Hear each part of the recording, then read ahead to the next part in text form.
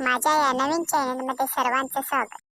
चला तर आपण पाहूया निसर्गाचे चांगले चांगले व्हिडिओ आणि काही मस्ती. सुरुवात करतो आमच्या घरापासून, जे काही असे डोंगरावरून दिसते. आणि हा माझा भाऊ जो मोबाईल मध्ये असतो. डोंगर फिरत फिरत असे काही स्टाईल मारू वाटते, जसे की ह्या मारतो. अंगात नाही जीव आणि करतो क्यूट. चला तर पाहू नेक्स्ट व्ह्यू. हे जास्त पाण्याने वाळून गेलेले झाड, ज्याला आम्ही भुतिया पेड असं म्हणतो. व या ठिकाणी रात्री कोणीही यायचं धाडस करत नाही, कारण हा जागा एक सुनसान जागेत येत. तसे दिवसाही कोणी येत नाही, कारण कुणाला फिरू वाटत नाही.